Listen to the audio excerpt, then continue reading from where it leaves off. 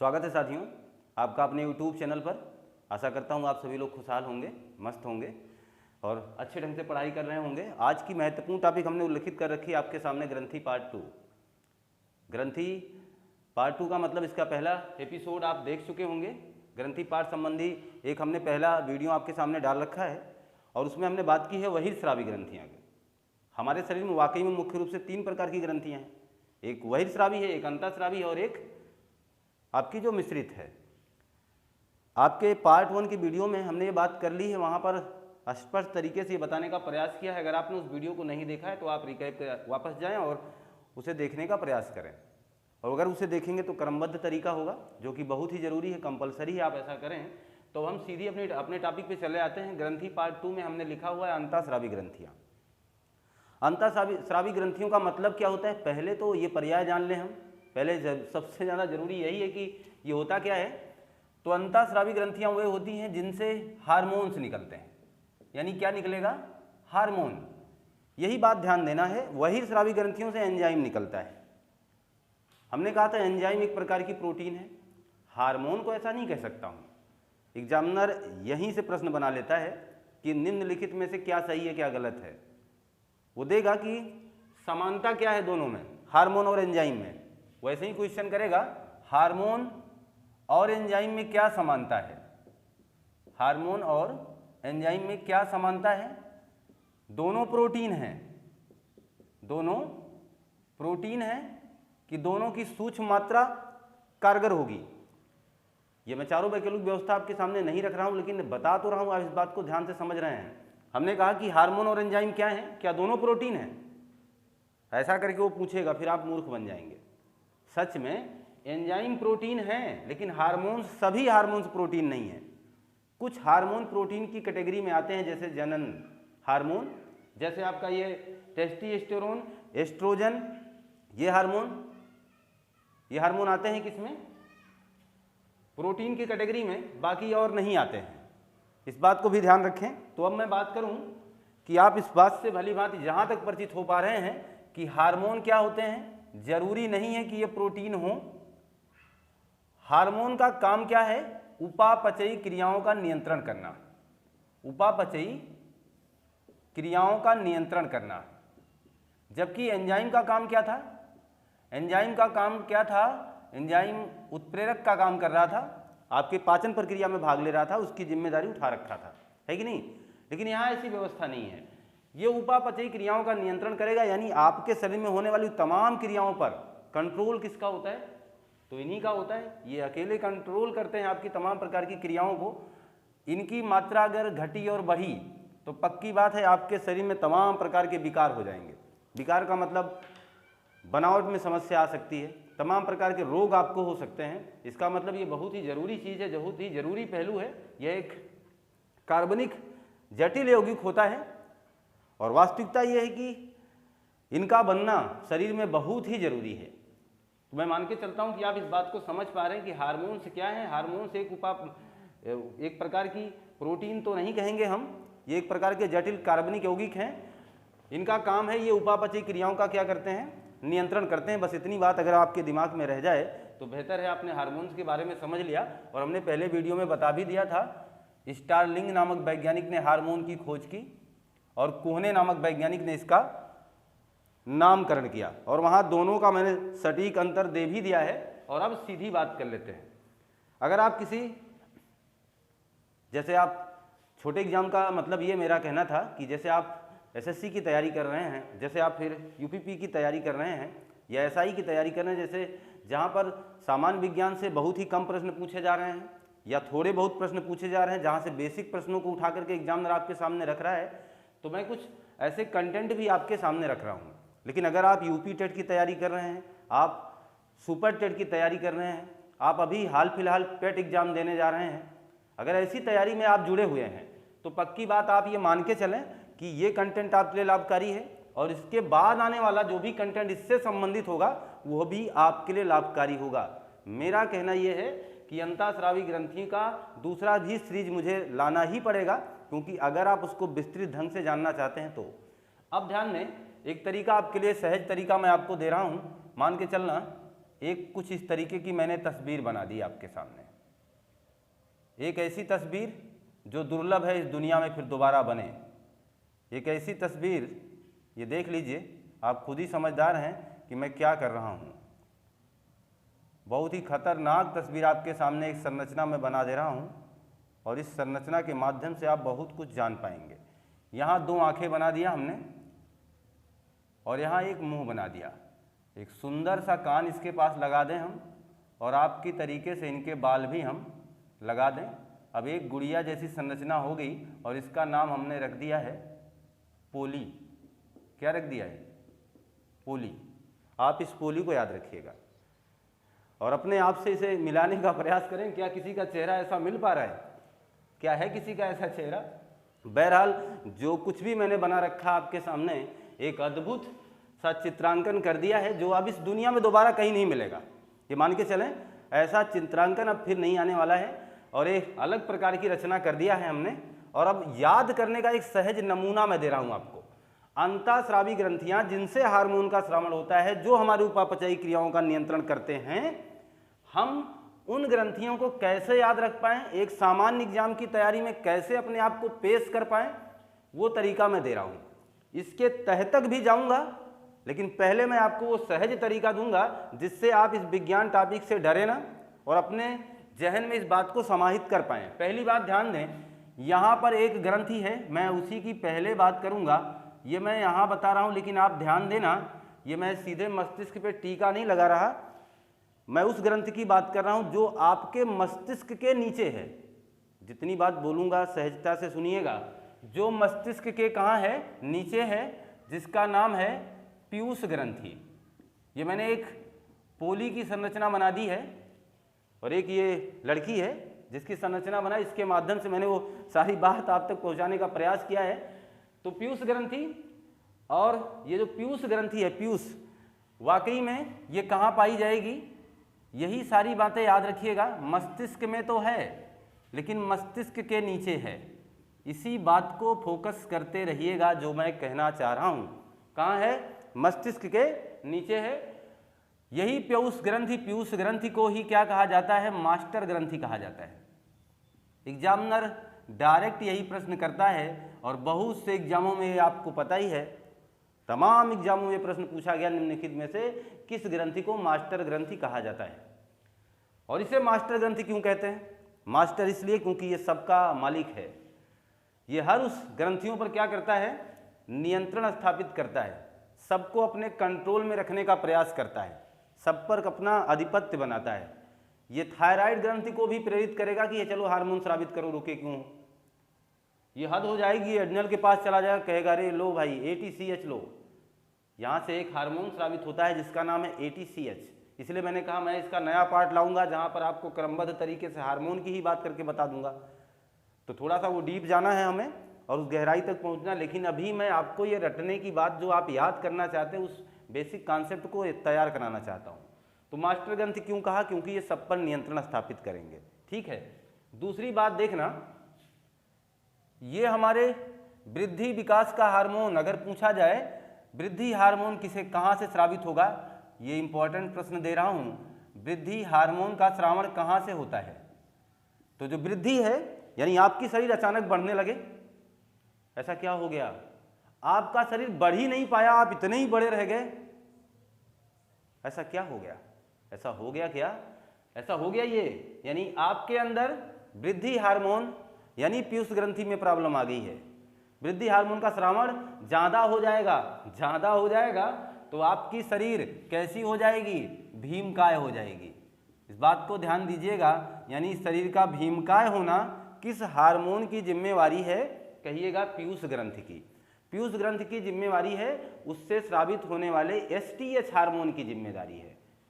STH, मैं उस hormone की बाद में बात करूंगा। बहरहाल अभी इतनी बात समझना, किस ग्रंथि की जिम्मेवारी है? भीमकाय होने का। और अगर कोई व्यक्ति बौना रह जाए आपके इस जमाने में और आपके सामने वो आपको मिले, तो आप ये मान के चलना उसमें STH हार्मोन कम स्रावित हुआ है, कम बना है। और उसका कारण कौन है? पीयूष ग्रंथि, यही मास्टर ग्रंथि, इसी की ये जिम्मेदारी है।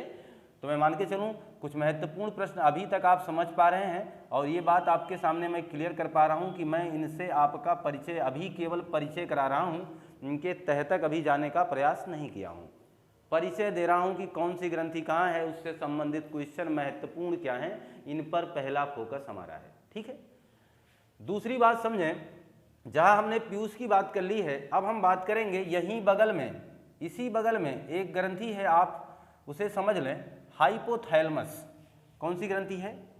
हाइपोथैलेमस। अच्छा, चित्र के हिसाब से ये ग्रंथि कहाँ है? आप कहोगे सर मस्तिष्क में है। क्लियर है बात ना? सर में है, सिर में है। इतना तो बेसिक कॉन्सेप्ट आपके जहन में तो जा रहा है ना, इसीलिए तो मैंने पोली को बना रखा है, जिससे पोली आपको हम कम सिखाएं, ये पोली ज़्यादा सिखा दे आपको। इसलिए तो इसकी संरचना हमने आपके सामने बना रखी है, ये आपको सच में कुछ ज़्यादा ही बताएगी। अब ध्यान दीजिए, तो जो हाइपोथैलेमस है, हाइपोथैलेमस ग्रंथि है, ये भी अंतःस्रावी है। और ये हाइपोथैलेमस ग्रंथि का काम क्या है? हाइपोथैलेमस ग्रंथि वाकई में इसका जो काम है अलग से है, ये पीयूष ग्रंथि पर भी नियंत्रण स्थापित करती है। जो सबका कर्ता धरता है ना, वो उस पर नियंत्रण किसका है? हाइपोथैलेमस का। इसीलिए इसे कहा जाता है master of master, master of master gland. ये किसे कहा गया? मास्टर ऑफ मास्टर ग्रंथि किसे कहा गया? हाइपोथैलेमस को। क्यों?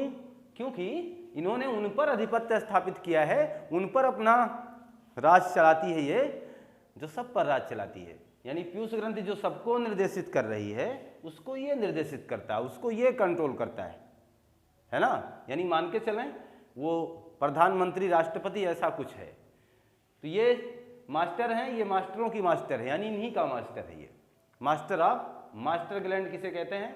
हाइपोथैलेमस।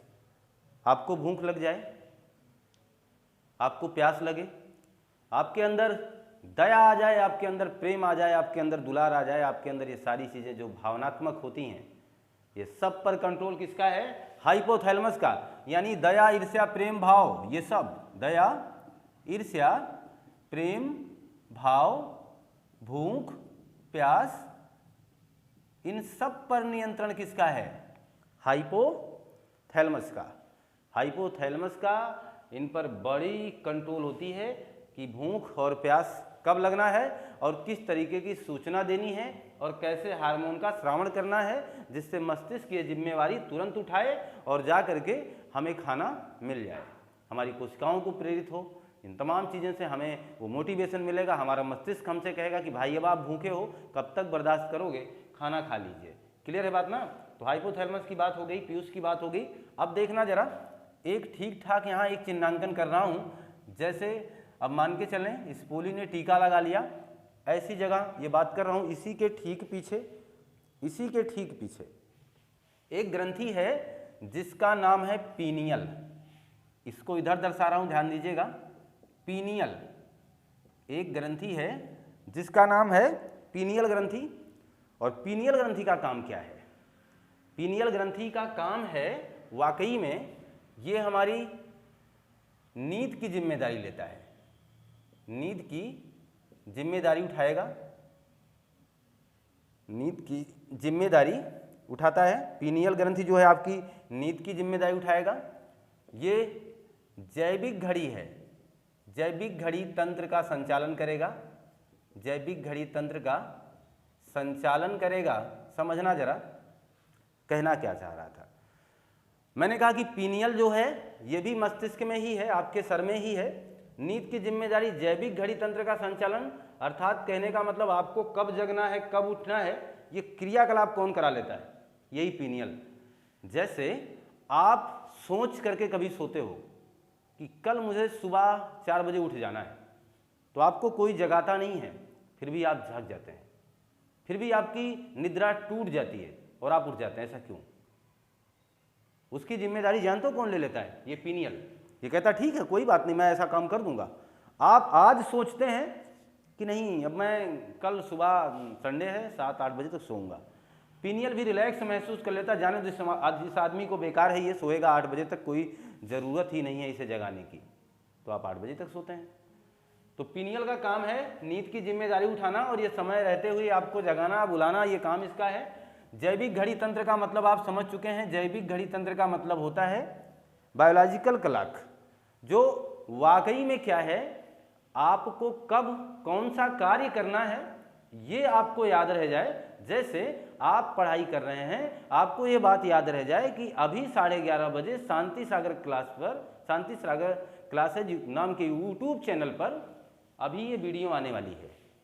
अगर ये प्रक्रिया आपको याद रह जाती है 11:30 बजे कि अभी हमारा वो वीडियो आएगा, हमारा वो चैनल चालू होगा, हमारा वो सब्जेक्ट हमारे सामने आएगा, ये कौन जिम्मेदार है भाई? ये पीनियल है तो खतरनाक है, तो फिर हमसे इसका खासा लगाव होना चाहिए, क्योंकि अगर यही काम नहीं करेगा तो फिर तो आप क्लास ही मिस कर दोगे, है ना।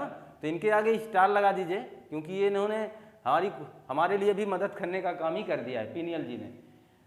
दूसरी बात देखना, इतना काम करते हैं ना, इसीलिए इसी को तीसरी आंख कहा जाता है। लीजिए, जो आंख की बात करते हो ना भगवान शंकर की, यही आपके पास है तीसरी आंख। अब ये खुल जाए कि ना खुले, अगर आपकी तीसरी आंख खुल गई तो पक्की बात मान के चलना, आप जल्दी जल्दी उठोगे। हर क्रिया अगर आप जल्दी जल्दी कर जाओगे, पता नहीं कितनी जल्दी से आपका सिलेक्शन हो जाएगा। इसीलिए तो तीसरी आंख है, खतरनाक है। खोल दीजिए तीसरी आंख और पढ़ाई में लग जाइए, यानी पीनियल आपका वर्क करने लगे, इस बात की जिम्मेदारी आप उठा लीजिए। क्लियर है? यहाँ तक मैं मान के चलूँ आपको मैं समझा पाया हूँ, बता पाया हूँ।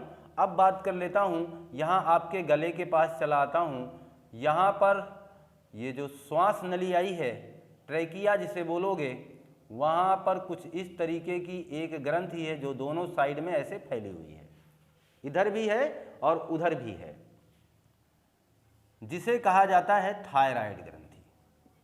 थायराइड ग्रंथि। महत्वपूर्ण बात क्या है, यह सबसे बड़ी अंतःस्रावी ग्रंथि है, सबसे बड़ी अंतःस्रावी ग्रंथि। और सबसे छोटी कौन है? तो पीनियल है। सबसे बड़ी अंतःस्रावी ग्रंथि कौन सी है? तो थायराइड है। सबसे छोटी कौन सी है? तो पीनियल है। और अक्सर आपने देखा होगा वो जो वैकल्पिक व्यवस्था हमारे सामने आती है, वहाँ पर पीनियल ना रह करके पिट्यूटरी लिखा रहता है। कारण क्या है? पिट्यूटरी भी 0.6 ग्राम का है, तो काफ़ी छोटा है, बहुत ही मटर के दाने जैसी संरचना है पिट्यूटरी की। और सोचो, मास्टर है ये सबकी, है ना, अद्भुत है कि छोटी सी संरचना और सबका मालिक। पीनियल उससे भी छोटा और इतनी बड़ी जिम्मेदारी, तीसरी आंख तक कहलाता है। कौन? ये पीनियल, तीसरी आंख तक इसे बोला जाता है। स्पष्ट कर पा रहा हूं बात आपको? अब जरा ध्यान दें, हमने कहा कि थायराइड ग्रंथि जो है वो सबसे बड़ी अंतःस्रावी है, और इसका देखिए जिम्मेदारी क्या है।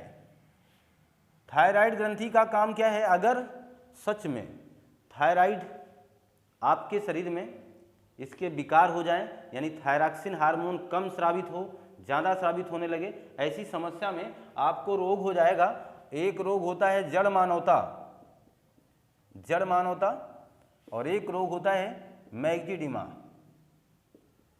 मैग्जीडिमा। इसमें जरा बात समझना, अभी मैं हार्मोन्स की बात नहीं कर रहा, अभी मैं हार्मोन्स नोट ही नहीं करा रहा, अभी मैं ग्रंथि इसलिए करवा रहा हूं क्योंकि एग्जामिनर सीधा ऐसे प्रश्न पूछ लेता है। तो पहले तो मैं आपको इस तरीके से तैयार कर दूं, फिर ग्रंथियों हार्मोन्स की बात कर लूंगा। थायराइड ग्रंथि ये पूछेगा जड़ मानवता रोग किससे संबंधित है? विकल्प पीयूष, हाइपोथैलेमस, थायराइड और पीनियल, किस पर टिक करेंगे? तो निसंकोच आप थायराइड टिक करेंगे। मैग्जीडिमा निम्नलिखित में से किससे संबंधित है? फिर वो 4 विकल्प, फिर आप थायराइड टिक करेंगे, है कि नहीं?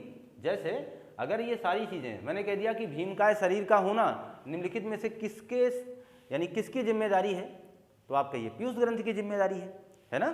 तो अभी तो मैं ये प्रश्न प्रारूप बना रहा हूं। अब जरा ध्यान दें, जड़ मानवता का मतलब समझ चुके हो, कम बुद्धि वाला, यानी विवेक कम हो जाएगा, बुद्धि कम रहेगी।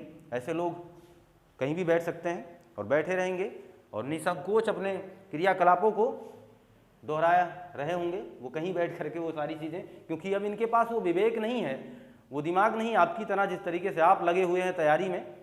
मैग्जीडिमा का मतलब ये चीज़ तो और भी है खतरनाक, मोटापा। मोटापा हो जाएगा, फिर आप मोटे हो जाएंगे, हद से ज़्यादा मोटे हो जाएंगे। और मोटा होना हकीकत में खतरनाक ही है। आपकी शरीर अचानक बहुत ज़्यादा वृद्धि कर जाएगी।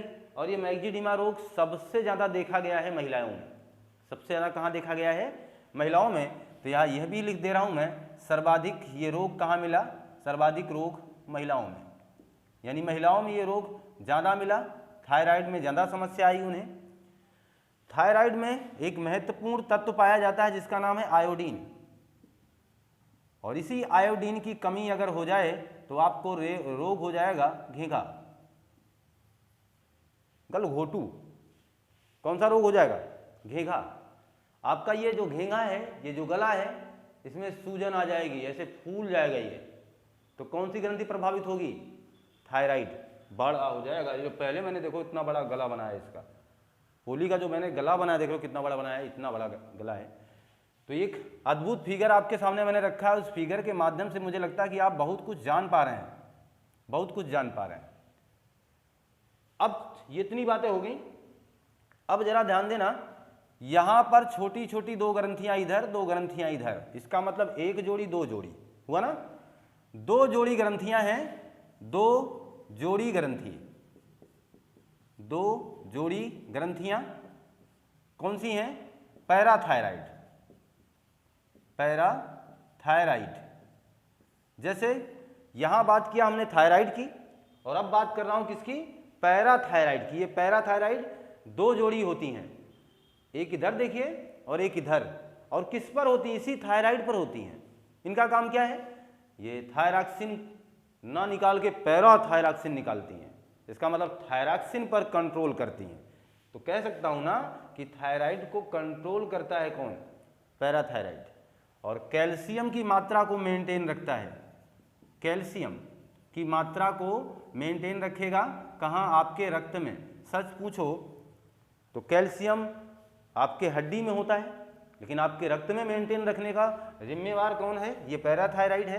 कैल्शियम की मात्रा को क्या करेगा? मेंटेन रखेगा। इस बात को आप ध्यान दें, पैराथायराइड। और इसका एक काम मैंने आपके सामने अभी भी बता दिया है कि ये थायराइड ग्रंथि पर भी क्या करता है? नियंत्रण अपना बनाए रखता है, नियंत्रण उस पर स्थापित करता है। क्लियर है? जल का संतुलन बनाता है आपके शरीर में। जल का संतुलन कैसे हो, इसकी भी जिम्मेदारी ये उठाता ही उठाता है। अब जरा ध्यान दें, मैंने बात की पीनियल की, पीयूष की, हाइपोथैलेमस की, थायराइड की, और अब ये पैराथायराइड की। अब यहाँ आ जाइए आप अपने हार्ट के पास। ये मान के चलें आपका दिल है, ये दिल है, ये इसी का दिल है, ये इनका दिल है पोली का, जो बहुत ही छोटा है, बड़ा दिल नहीं है, छोटा ही दिल है ना, इनके हिसाब से तो छोटा है। अब जरा ध्यान दें, ये जो दिल है, इसी दिल के आसपास, आसपास मतलब दिल के अंदर नहीं भाई, दिल के पास बना दें, कोई रहता है। वो कौन है? वो कौन है जो आपके दिल के पास रहता है? वो दिल के पास रहने वाली ग्रंथि है थाइमस, थाइमस ग्रंथि, जो दिल के पास रहता है। ओह कितना अद्भुत है ना ये थाइमस ग्रंथि, जो दिल के पास रहता है, जो हमारे आपके सबके दिल के पास रहता है। बड़ी अद्भुत बात है, इसका सोचना जरा सुनोगे तो अच्छा लगेगा। थाइमस ग्रंथि प्रोटीन के निर्माण में, थाइमस ग्रंथि जो है प्रोटीन के निर्माण में, थाइमस ग्रंथि प्रोटीन के निर्माण में। दूसरी महत्वपूर्ण बात, दूसरी महत्वपूर्ण बात क्या? दूसरी महत्वपूर्ण बात यह है कि टी लिम्फोसाइट का निर्माण में, टी लिम्फोसाइट का निर्माण करती है। लिख दे रहा हूं मैं पूरा, का निर्माण करती है। अब सोचना जरा, प्रोटीन का निर्माण कर देगी, टी लिम्फोसाइट का निर्माण कर देगी, तो आपको लगेगा तो सर फिर कोई भी बीमारी हमें परेशान कैसे कर सकती है? क्यों? क्योंकि जो टी लिम्फोसाइट है यही तो लड़ाकू है, यही तो फाइट करती है। जब कोई विषाणु, कोई जीवाणु आपके शरीर में अटैक करता है तो WBC का कौन सा प्रकार लड़ाई करता है? यही टी लिम्फोसाइट, यही लड़ाकू कोशिका है, यही लड़ेगी।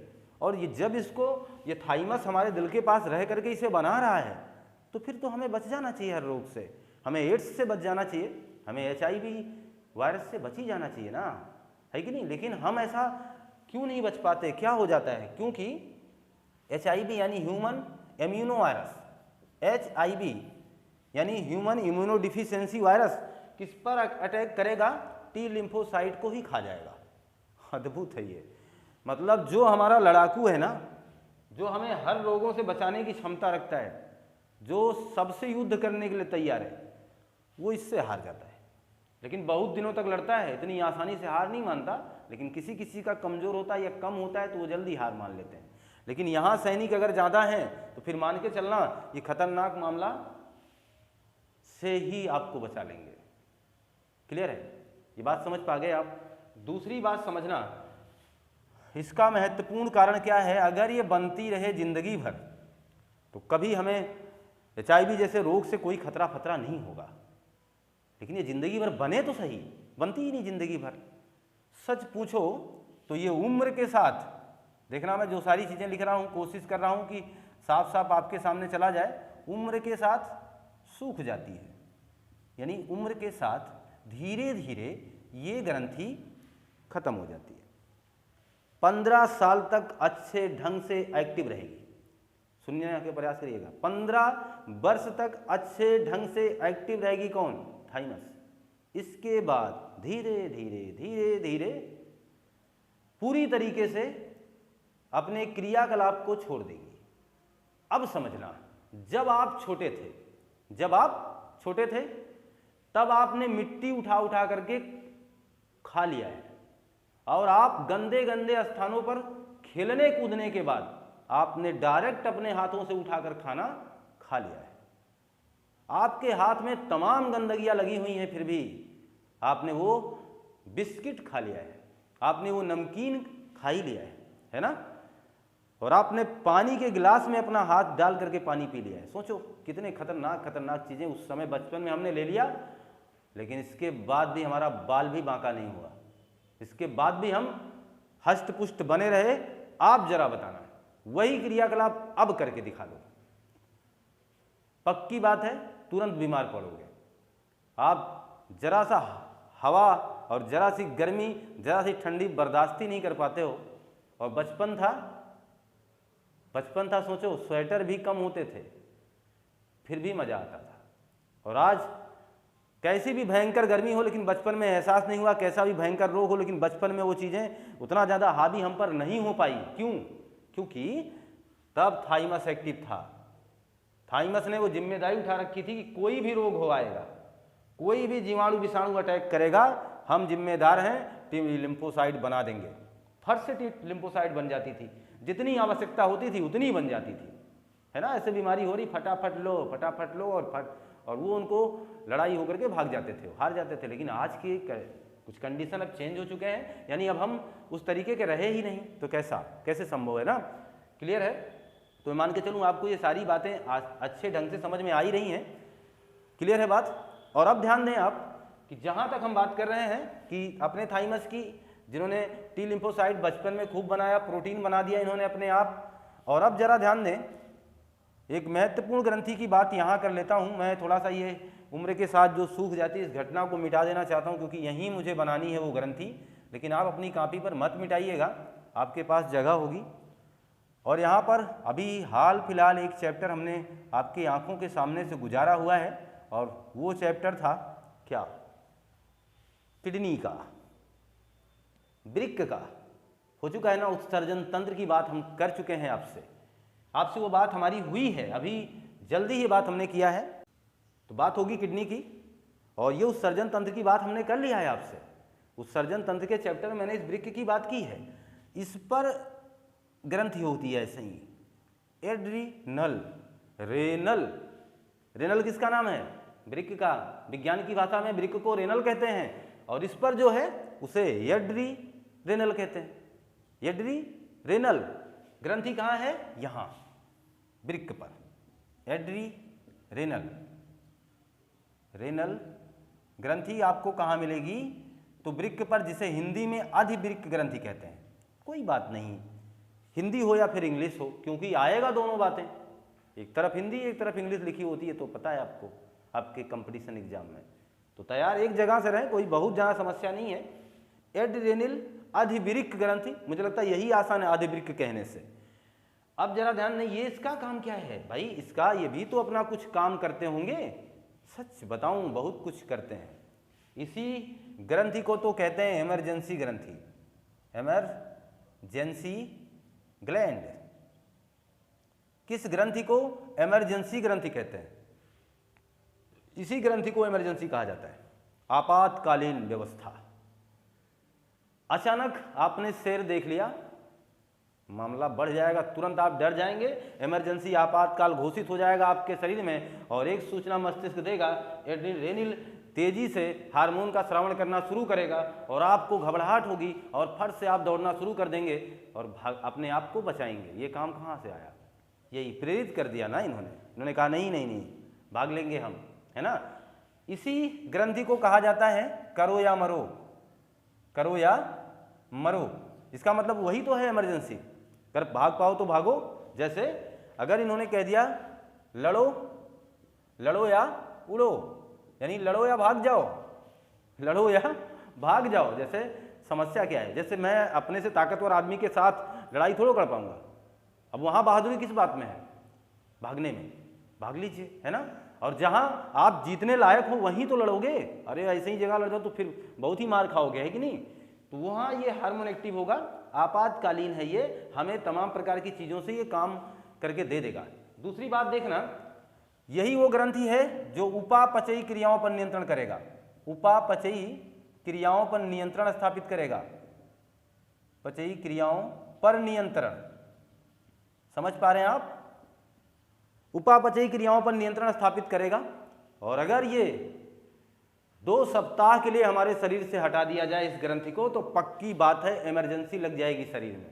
इमरजेंसी का मतलब फिर आपको आईसीयू में शिफ्ट करना पड़ेगा और आपातकालीन घोषणा होगी आपके देश में कि एक सम्मानित व्यक्ति की अभी हाल फिलहाल सुबह 9:15 पर डेथ हो गई, भगवान उनकी आत्मा को शांति प्रदान करें, है ना। ये इस तरीके की घटना आ जाएगी तब, अगर इनको 2 सप्ताह तक बाहर कर दिया जाए आपके शरीर से तब। यानी इतनी ज़रूरत है इसकी कि हम इसे कभी भी बाहर नहीं कर सकते हैं, बहुत ही जरूरी है, बहुत आवश्यक है। और अगर उपापचयी क्रियाओं का नियंत्रण संभव नहीं होगा तो एक विशेष प्रकार का रोग याद रखिएगा आप, एडिसन, एडिसन रोग। एडिसन रोग का जिम्मेदार कौन सा है? कौन सी ग्रंथि? एड्रीनेल ग्रंथि एडिसन रोग की जिम्मेदारी है या इसके कारण है। क्लियर है ना। तो मैंने उन तमाम पहलुओं पर चर्चा करने का प्रयास किया जो आपके लिए बहुत ही जरूरी है, बहुत ही जरूरी है।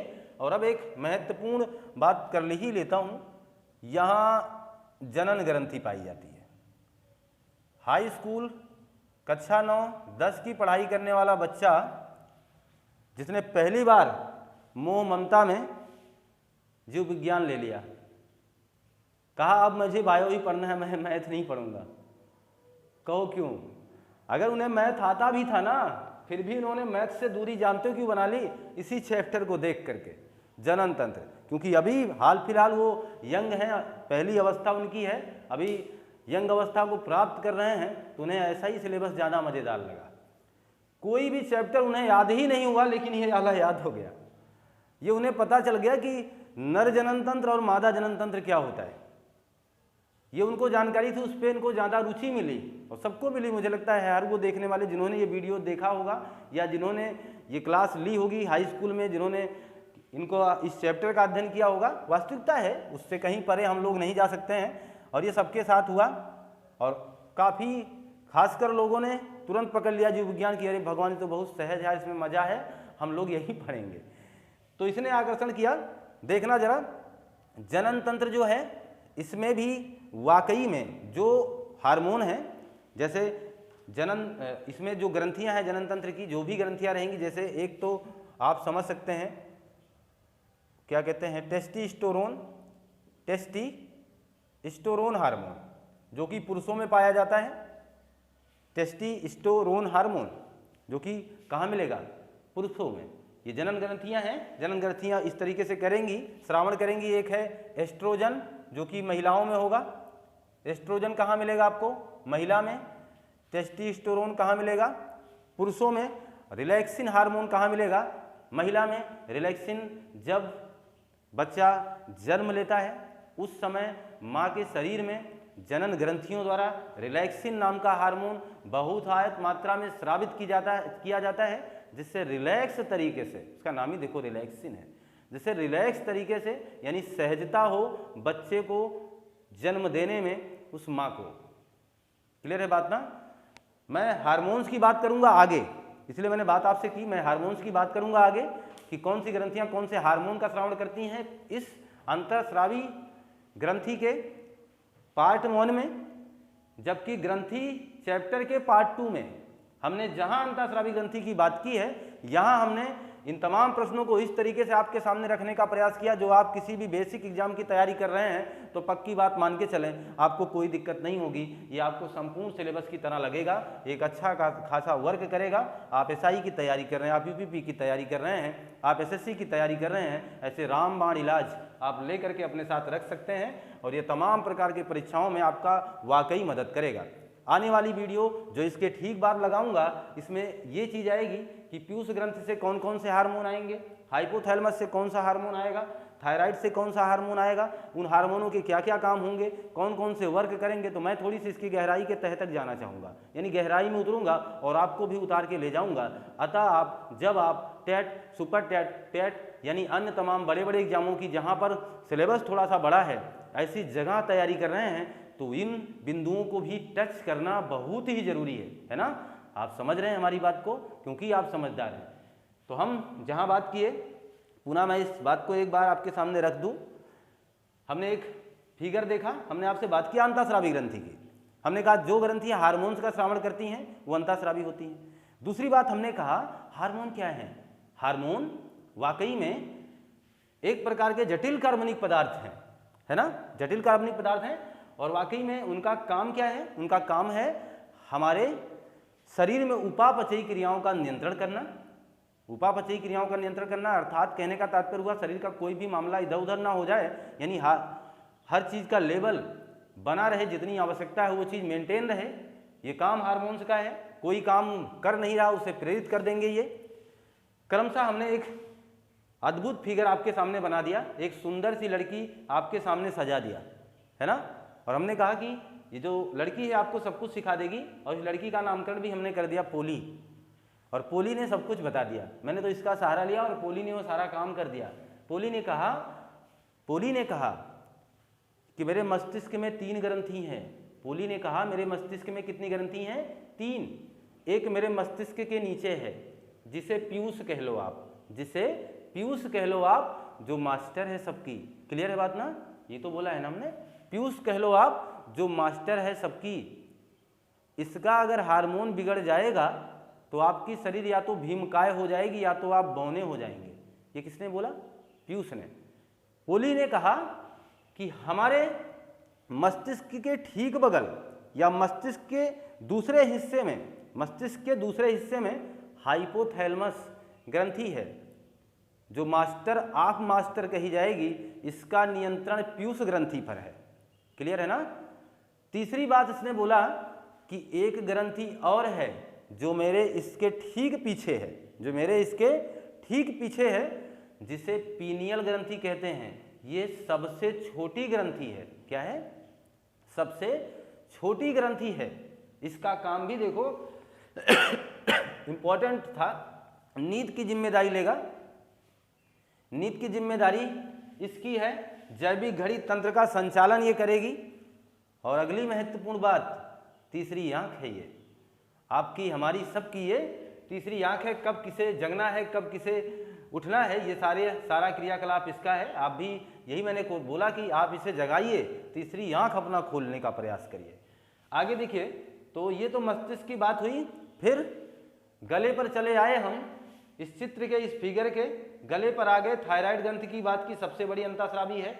जलमानवता, मैक्सिडिमा, मोटामा सर्वाधिक ये हो जाएगा, महिलाओं में होता है, बात हमने कर लिया। इसके बाद यही बता दिया, 2 जोड़ी देखो क्या पाई जाती है, पैराथायराइड, थायराइड पर नियंत्रण 2 जोड़ी है, कैल्शियम की मात्रा पर नियंत्रण करता है। इतनी बात बोला हमने। इसके बाद वो दिल की बात कर लिया। वो दिल की बात हमने कहा आपके दिल के पास कोई रहता है। तो पोली के दिल के पास कोई रहता है, उसका नाम क्या है? देखो, उसका नाम है थाइमस ग्रंथि। उसका नाम है थाइमस ग्रंथि। वो थाइमस ग्रंथि क्या करता है, प्रोटीन का निर्माण करेगा, टी लिम्फोसाइट का निर्माण करेगा। ये कितने जरूरी हैं इस बात को आपको बता ही चुका मैं, लेकिन ये बहुत लंबे समय तक नहीं करता है। 15 साल के बाद, 15 वर्षों के बाद ये थाइमस ग्रंथि अपने आप धीरे धीरे निष्क्रिय हो जाएगी। तो फिर तो ये नहीं बन पाएगा ना, उस समय बनेगा, इसलिए आप उस समय ज़्यादा एक्टिव होते हैं क्योंकि आपके पास हथियार बनता रहता है, सैनिक लगातार तैयार होते रहते हैं। आगे देखिएगा, इसके बाद हमने एड्रीनल की बात यानी एड्रिनल ग्रंथि की बात की। एड्रिनल, रेनल ना लिखूंगा तो भी समझना, एड्रिनल ग्रंथि अगर कहा जाएगा तो ठीक है, कोई बात नहीं, वो मैंने रेनल आपको समझाने के लिए किया है। एड्रिनल ग्रंथि जो है, जिसे अधवृक्क ग्रंथि कहते हैं, इमरजेंसी ग्लैंड उसे कहा जाएगा, करो या मरो कहा जाएगा, लड़ो या भाग जाओ कहा जाएगा। आपातकालीन की घोषणा करने वाली ग्रंथि कौन सी है, एड्रिनल। उपापचयी क्रियाओं पर नियंत्रण करेगी, बिगड़ जाएगी तो एडिशन नामक रोग हो जाएगा, जिसमें आपका उपापचयी तंत्र खराब हो जाएगा, इसमें बड़ी समस्या आ जाएगी आपको। ठीक है, क्लियर है बात। अब आप ध्यान दें, एक हमने इसकी बात कर ली और एक अभी बात किया यहाँ पर जनन ग्रंथि की, जिसमें हमने टेस्टोस्टेरोन बता दिया। ये मानव जनन तंत्र में ये हार्मोन बनेगा और ये महिलाओं में बनेगा एस्ट्रोजन, महिलाओं में बनेगा प्रोजेस्टेरॉन और रिलैक्सिन हार्मोन, वो वहाँ बनेगा, उस पर भी चर्चा होगी आगे। बहरहाल अभी मान के चलूँ कि मैंने इस छोटे कंटेंट को आपके पास बेहतर ढंग से पहुँचा पाने का प्रयास किया। हो सकता है ये आपको बेहतर लगा भी हो और बेहतर ढंग से आपके पास पहुँचा भी हो। इसी उम्मीद और इसी विश्वास के साथ आपकी तैयारी बेहतर हो, अच्छा हो, आप अच्छा कर सकें, आप लगातार मेहनत करते रहें। और अगर ये कंटेंट आपको अच्छा लगा है तो लाइक करें, शेयर करें, सब्सक्राइब करें, ज़्यादा से ज़्यादा लोगों से करवाएं। मिलते हैं आपसे नई कक्षा में। आपका दिन शुभ हो, आपको बहुत बहुत धन्यवाद।